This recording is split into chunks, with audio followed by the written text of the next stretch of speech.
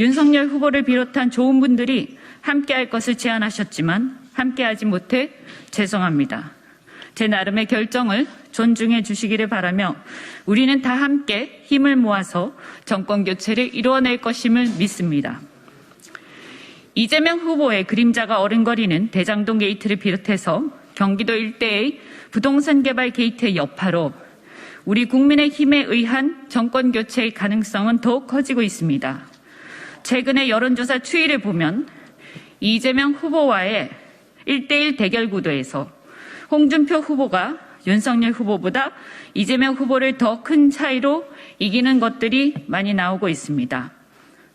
저는 그 이유가 첫째, 이대남 지지로 시작된 홍준표 지지층이 토론회를 거치며 40대까지 확대되고 있어 젊은 층에서 상대적으로 유리한 민주당의 강점이 힘을 발휘하지 못한다는 점입니다.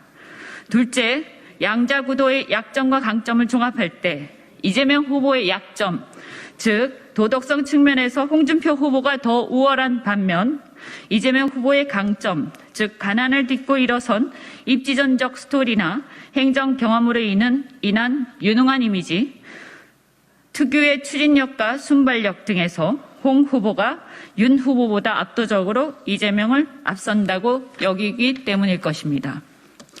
저도 이 현상이 혹시 역선택이 아닐까 하고 살펴보았으나 적어도 1대1 구도를 두고는 역선택을 말하기 어렵습니다. 초기 윤석열 후보 외에 다른 대안이 없었던 상황에 비하여 지금은 홍준표 후보와의 양강 구도가 형성된 상황이므로 과거처럼 어떻게든 윤 후보를 보호하며 지지를 고수하기보다 미래를 위해 우리는 냉철한 판단을 해야 합니다. 따라서 첫 번째, 정권 교체의 가능성, 즉 본선 경쟁력과 두 번째, 정권 교체 후의 성공적 국정 운영이란 점에서 고민을 계속하고 있는 많은 분들에게 다음과 같은 점에서 저는 홍준표 후보가 비록 부족한 점이 있더라도 현실적 대안이 될 수밖에 없다는 제 생각을 말씀드리고자 합니다. 첫 번째, 정권 교체의 가능성, 본선 경쟁력입니다. 확실한 정권 교체여야 합니다. 2040 세대에서의 압도적 우위, 미래 세대와 함께 해야 바람이 불고 이깁니다.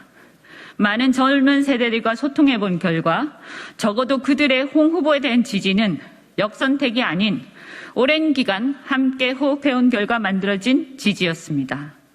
미래 세대는 좌우 이념 구분이 분명치 않고 호흡으로가 분명합니다. 누가 패미, 반패미 등 특유의 관심사와 정서를 공유하는지, 교육과 입시, 군대, 형벌집행, 동학개미, 외국인, 생활복지 등 생활 속의 공정 이슈, 즉 피부에 와닿는 주장과 분별을 누가 하고 누가 그것을 현실화할 능력이 있는가를 냉철하게 봅니다. 따라서 홍준표 후보의 2040에서의 우위는 그 정치 활동과 순발력을 통해 누적된 지지의 성격이 강합니다. 따라서 우리 국민의힘은 이 지지층을 본선까지 함께 이끌고 가야 하고 이들과 함께하는 정당이 되어야 우리에게 미래가 있다고 판단합니다. 또한 노년층은 정권 교체에 대한 열망이 매우 강하기 때문에 누가 후보가 되어도 어차피 국민의힘 최종 후보를 지지할 가능성이 높은 반면에 2040 세대는 꼭 그렇지 않습니다. 이런 상황에서 우리가 누구를 최종 후보로 내보내야 확실한 정권 교체가 되겠습니까? 하방 리스크를 줄여야 확실히 이깁니다. 정권 교체의 민심이 과반을 넘는 상황에서 우리는 안전한 후보, 준비된 후보를 선택해야 합니다. 앞으로 문재인 정권이 과연 가만히 있을까요? 오랜 기간 정치를 하며 자기와 주변의 관리를 어느 정도 해온 다른 후보들과 달리 윤 후보에 대해서는 갑자기 예측하지 못한 일이 일어날 가능성을 배제할 수 없습니다. 그런데 그런 예측하지 못한 일이 일어나 갑자기 하방 리스크가 커지는 일을 우리가 감수할 이유가 전혀 없습니다. 물론 윤 후보와 그 가족을 향한 문재인 정권의 수많은 혐의 중에서는 공작의 성격이 강한 것도 많을 것입니다. 그러나 안타깝게도 당락을 가르는 중도층은 우리 당원이나 핵심 지지층처럼 공작이라 생각하고 후보를 무조건 감싸는 것이 아니라 보이는 대로만 볼 것입니다. 만일 우리가 이재명 후보에 비하면 양호하지 라고만 생각한다면 그것은 옳지 않을 뿐만 아니라 그리 되면 우리가 상대적 우위를 점할 수 있는 요소를 스스로 버리는 것입니다. 과연 도덕성 문제를 포기하고 다른 요소들로만 이길 수 있을까요? 지금 우리는 윤 후보보다 정권 교체와 국정의 성공이 더 중요합니다. 대선은 국가 권력을 두고 싸우는 수많은 우리 국민들의 삶이 달린 문제이고, 그래서 우리는 아무리 냉정해도 지나침이 없다고 생각합니다. 안전한 후보, 준비된 후보인 홍준표 후보로 집권에 성공하여 윤 후보를 향한 공작을 제거해주고 보호할 수 있을 것입니다. 보수 진영의 트라우마를 극복할 후보를 내세워야 바람이 붑니다. 혹자는 홍준표 후보를 탄핵 이후 몰락한 보수와 동일시하여 쳐다보지도 않으려 합니다. 상기하기 싫은 나쁜 일을 겪었을 때 사람들은 자기 자신과 그 상황을 직시하고 극복하기보다 통상 그 일을 덮고 기억하지 않으려 합니다. 이것이 트라우마입니다. 저는 2017년 대선 당시 국민의당 안철수 후보를 지지하고 선대본부장으로 활동하였지만 당시 대선에서 대다수 국민들로부터 손가락질 받던 새누리당과 새누리당 후보였던 홍준표 후보의 모습을 똑똑히 기억하고 있습니다. 흡사 몰락한 보수 진영의 자화상 같다는 생각을 했습니다. 당시 저는 홍준표 후보는 왜 부끄럽게도 저런 망한 정당의 후보로 나섰을까 하고 혀를 찼습니다. 아마도 홍준표 후보와 오버랩되는 초라한 기억은 당원과 지지층에게는 잊고 싶은 기억일지도 모르겠습니다. 그러나 어쩌면 그 트라우마는 다른 새로운 사람을 내세워서 덮고 지나친다고 극복할 수 있는 것이 아니고 그 상황을 직시하고 홍준표 후보를 통해 제대로 극복할 수 있을지도 모릅니다. 그리고 이제 몇 개월 전과 달리 홍준표 후보가 가능성이 높아졌으니 우리는 망설일 이유가 없어졌습니다. 손가락질 받고 폄훼되던 홍 후보가 지금 오히려 젊은 세대의 미래 세대의 지지를 받고 있고 과거와는 달리 위장평화 공세, 강성노조 해체 같은 직설적인 주장들이 시간이 지나고 나니 맞는 말이 많았다고 평가되기도 하는 등 격세지감을 느낍니다. 저는 어쩌면 군사정권과 운동권 정권 등 기득권 세력으로서가 아니라 서민들과 호흡하는 자유와 기회의 나라라는 정신으로 무장된 정권을 만들 수 있을 것 같은 희망을 가져봅니다.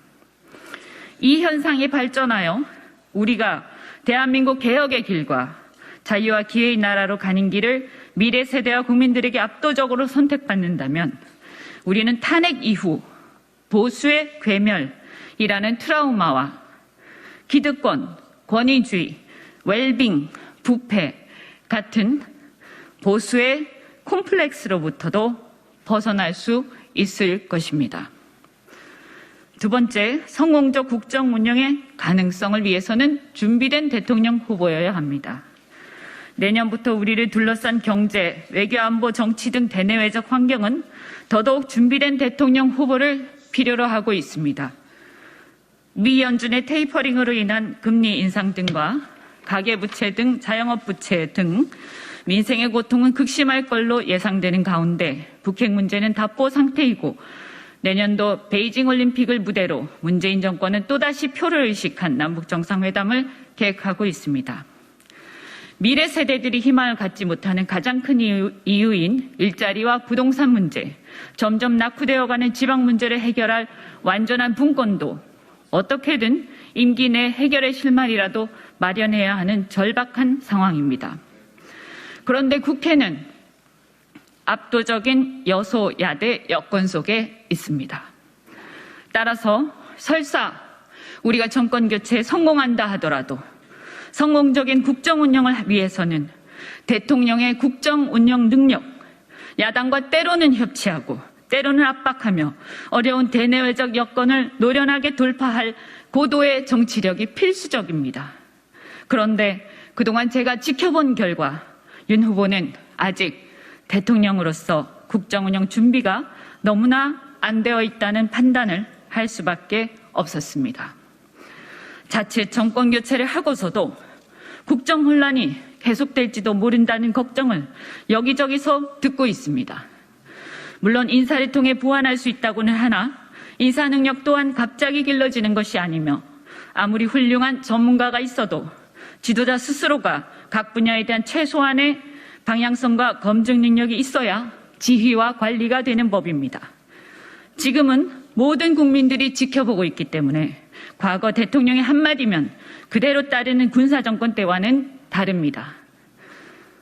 국정이 실험 대상이 될 수는 없지 않습니까?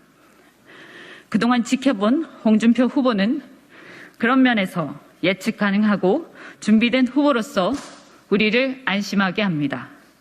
또한 안철수 국민의당과도 DJP 연합정권과 같은 연합정치를 공식화한 바도 있고 야당도 그의 정치력을 인정하고 있어서 협치를 통한 안정된 국정운영과 국민 통합이 가능할 것으로 기대를 해봅니다. 물론 대장동 게이트와 탈원전 정책 등 소위 신적폐를 심판하는데 칼을 휘둘러 끝을 봐야 한다고 생각할 수도 있습니다. 그러나 그 또한 노련하게 하지 않으면 시작도 하기 전에 스스로 발목이 잡힐 수밖에 없으며 정권의 공작이든 아니든 자신이 리스크가 없어야 심판도 제대로 할 수 있을 것입니다. 지금까지의 홍 후보의 행보로 볼 때 비록 다소 거친 면이 있으나 불의와 기득권적 행태에 대해서는 단호하게 맞설 것임을 저는 믿어 의심치 않습니다. 국민 여러분, 당원 지지자 여러분 간곡히 호소드립니다. 미래 세대가 좌우 기득권 앞에서 몸부림치며 정치를 통해 조금이라도 희망을 가져보려 애쓰고 있고 그 희망이 지금 홍준표 후보에 대한 지지로 나타나고 있음을 확인하고 있습니다. 제가 홍 후보의 제안을 수락한 가장 큰 이유는 그 현상에 대한 무한한 책임감과 두려움을 느꼈기 때문입니다. 우리 국민의힘은 이 열망을 외면해서는 안 됩니다. 홍준표 후보도 당연히 그 현상에 대해 큰 책임감을 느끼고 자신의 부족한 점을 겸허히 보완해야 할 것입니다. 이번 대선에서 우리 국민의힘은 그들 미래 세대와 함께 호흡하고 그들의 물음에 최대한 답해야 할 것입니다. 특히 지금까지 수십 년간 보수와 국민의힘을 지켜오신 어르신들이야말로 부디 이들 미래 세대의 바람과 꼭 함께 해주시기 바랍니다. 국민의힘 대선 예비 후보 홍준표 공동선대위원장 이현주였습니다. 고맙습니다.